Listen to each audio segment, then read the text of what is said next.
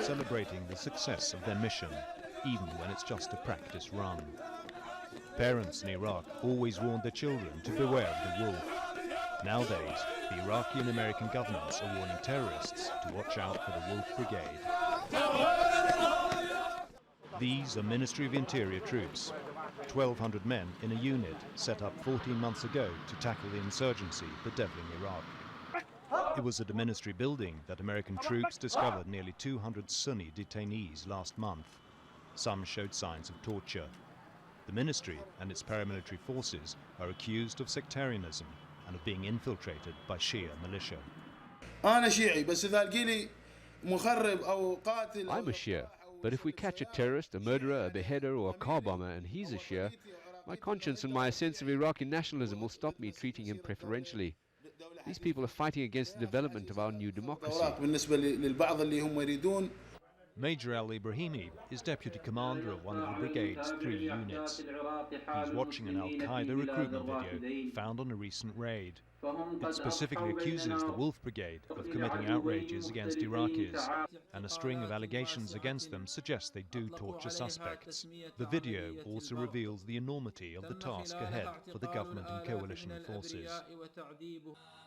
This smiling face is that of a killer, a suicide bomber, apparently happy with his choice, about to attack an American convoy and die in the process. On the same mission is this man. I swear by Allah, the distance between us and heaven is the press of a button. We ask Allah to accept our work and make us successful in our mission. Please join us and be guided by Allah, and we will meet in paradise, God willing. Minutes after the first bomber, he detonates his car.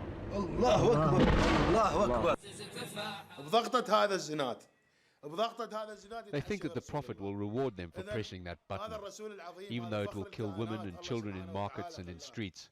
Well, their intentions are revealed to everybody worldwide, to anyone who has a conscience. And worldwide, says Sergeant Hassan al-Badri, people think that the Wolf Brigade is the best equipped of Iraq's new forces.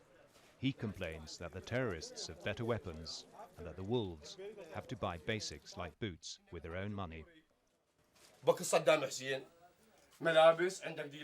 Saddam's time, when we were in the Republican Guard, we were supplied with good lockers to keep our things in, and there were only 4 soldiers in each room.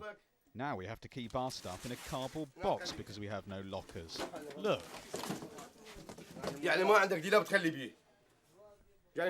We're here to help the coalition and Iraqi forces. They don't care. Why should we work hard if they don't give us what we need? The Americans visiting the base should care if they want to go home. They're among the 160,000 US troops currently in Iraq, a number that was increased ahead of the elections this week. George Bush hopes democracy and a trained Iraqi force of 214,000 means he can withdraw at least 30,000 of his troops next year. But even this Iraqi unit has a long way to go.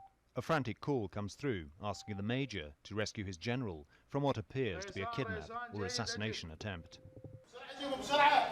So where are his crack troops?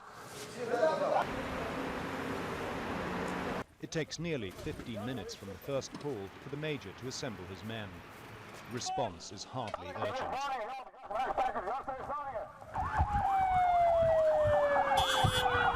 It takes another 10 minutes to reach the scene. The general, who's asked not to be identified, had been stopped by men dressed in police uniforms. They'd threatened to kill him, and shots were fired. But once they realized his unit was on its way, they fled, leaving the general looking a little sheepish as the wolves arrived. Exactly who the perpetrators were was unclear. The next threat may be closer to home. One of his men, Private Ali, says his cousin, who's an insurgent, told him to set the general up to be ambushed. When he refused, the cousin kidnapped Ali's brother to force his cooperation. Ali asked his unit commander and the Americans to mount a rescue attempt. He says they've repaid his loyalty by doing nothing. I know the group that's holding my brother. but nobody will help me to free him. I know how this group operates. If I could catch one of them, he'd tell me where my brother's being held. If we don't rescue him soon, they'll kill him and throw away his body. I just know they will.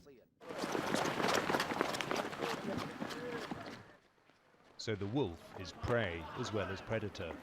Portrayed by the media as a sheer force, the reality is that it contains many Sunnis, making it open to infiltration from both sides.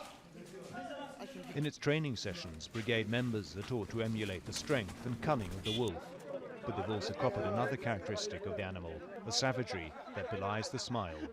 Martin Adler, Channel 4 News, Baghdad.